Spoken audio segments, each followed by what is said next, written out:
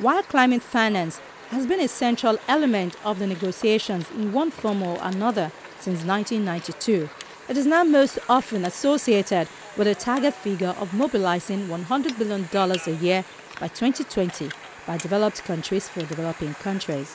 This target was first agreed in the Copenhagen Accord in 2009 and expanded upon in the Cancun Agreement in 2010, where the Green Climate Fund was established to act as a key delivery mechanism. In the Paris Agreement in 2015, this target was further reinforced with a goal to raise the target after 2025 and that this funding would come from a wide variety of sources, public and private, bilateral and multilateral, including alternative sources of finance. The $100 billion target has now become a political focal point for further discussions around many aspects of climate change-related finance, particularly those related to developing countries. The debate is now focused on the detail of how to deliver this in line with meeting the Paris target and the Sustainable Development Goals, in particular how the $100 billion should be raised, if this target is enough, who should provide it, what financing mechanisms should be used, how it can be accessed, and where it should be distributed. First, and I would say most importantly, we should all remind ourselves that there is more than enough money to finance all of these issues and more. And that, if we keep reminding ourselves that, I think we will actually get to the final conclusion point. I want to throw a few numbers out there. There's $300 trillion, that's right, $1 trillion in financial assets globally. The million wealthiest American households have collectively $11 trillion of investable assets. There's $100 trillion sitting in institutional investor pots of money. There are single-digit trillions of dollars today in negative yielding instruments. And on and on and on. There's over $1.5 trillion sitting on the sidelines of private equity firms all around this country and the world. So there's more than enough money to solve these problems, and we should always remind ourselves. That's number one. Number two is that this theme and trend of sustainable investing / ESG, environmental, social, and governance, it is real, it is persistent, and it's happening across the investment industry. This is no longer a fad. This is no longer some sideshow. This is becoming full-on mainstream part of how we invest money. The Coalition for Urban Transitions says in its report titled Financing Low Carbon, Climate Resilient Cities, in many parts of the world, urban development is becoming more inefficient, unsustainable, and carbon intensive. Urban spatial expansion is outstripping urban population growth, and the share of urban trips by private vehicles is increasing in all developing regions.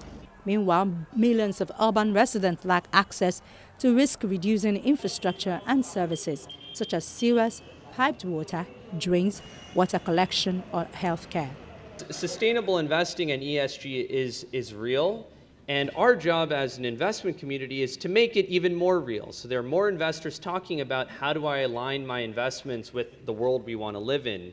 It's our job as asset managers, and it's all of our job in this room to make sure that that's real and that investment products like this and like green bonds and the great work of the World Bank are ways to express that. That's number two. Number three is to make all of this real when it comes to infrastructure, we have to get the projects right. Any discussion around sustainable finance and infrastructure will ultimately get to this issue of bankable projects. We need well-structured projects that have clear revenue streams, that are dependable, and then from those projects you can find different types of capital that'll help finance it, but the projects come first. And so getting those projects right, working with the right project developers, getting the public policy right, and the revenue streams from the projects is exactly what's needed for more of this capital to go towards those initiatives. A transition to low carbon, climate resilient cities will require both a substantial increase in the total quantity of urban infrastructure investment and a shift in the way that existing streams of finance are allocated. There is therefore a need for innovation, learning, and scaling of financing instruments, financial architecture, and governance structures. The United Nations says Latin America and the Caribbean is the second most urbanized region on the planet, with 8 out of 10 people living in cities. Between 1950 and 2014, the region urbanized at an unprecedented rate, raising its urban population as percentage of total from 50% to 80%, a figure that is expected to climb to 86% by 2050. Over the past 2 decades, the region's urban population and economic growth has been increasingly taking place in intermediate-sized cities, which are expanding exponentially.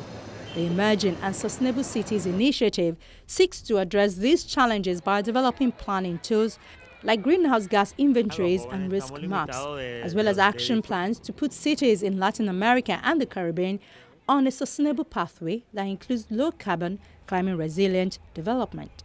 Rapid urbanization has really brought with it many challenges and some potential serious threats to the sustainable development and quality of lives of people, as well as natural capital in particular.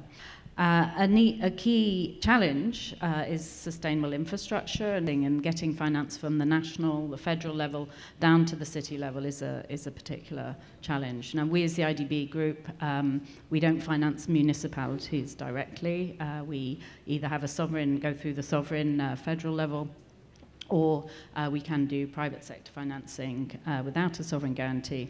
And so it's really important that as we engage with the governments at the federal level, we bring the importance of working with cities around implementation of their climate objectives and their NDCs. So clearly with 80% of the population in cities, it's clearly going to be critical that cities are enabled by their governments, to finance the implementation of climate actions that will contribute towards their NDCs. According to the World Bank, the financing required for an orderly transition to a low-carbon, climate-resilient global economy can be counted in trillions, not billions.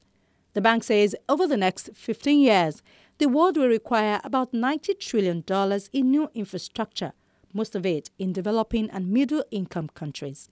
Making the right choices in favor of infrastructure that is climate-resilient, that locks in a low-carbon development pathway, is critical and urgent, as action now will avoid huge costs later. It's something called the Global Green Bond Partnership, which is with with EIB that you saw here, but Amundi, UNDP, Ceres, the Climate Bonds Initiative, the Global Covenant of Mayors, ICLEI, and a few others. And what this partnership will do is really going to try to help cities accelerate their ability to issue green bonds according to the green bond principles. And will really help with customized technical assistance and capacity building, de-risking, and helping them actually come to financial closure on specific transactions. And it also has something called a Green Bond Readiness Toolkit that helps cities look specifically at where they're constrained and where they're not competitive, and then what steps specifically, the barriers they need to overcome, what they need to take. So the partners are coming together in the next few weeks to start developing the action plan that will take forth in 2019. The World Bank Group, along with other multilateral development banks, continues to make a strong contribution to the global climate challenge.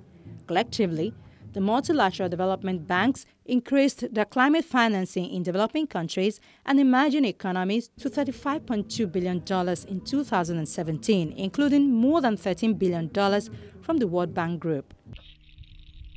The World Bank warns that by 2050, without concrete climate and development action, more than 143 million people in 3 regions, that is, in sub-Saharan Africa, Latin America, and South Asia, could be forced to move within their own countries to escape the slow onset impact of climate change, such as water stress and crop failure. Meanwhile, the new Climate Economy report released in advance of the Global Climate Action Summit, titled Unlocking the Inclusive Growth Story of the 21st Century, finds that transitioning to a low-carbon economy could result in $26 trillion in economic benefits worldwide through 2030, and also could generate over 65 million new low-carbon jobs in 2030 and avoid over 700,000 premature deaths from air pollution in 2030. That's our program for the day. Thank you for watching. Our inbox Earth file at channelstv.com is available for comments and questions. You can also view this episode or any other episode of the program by visiting our YouTube channel, youtube.com/channelsweb. Do click the playlist menu and then click Earth file. You can also follow me on Twitter. From me, Ayola Kasim, and the Earth file crew here in Lagos, it's bye for now.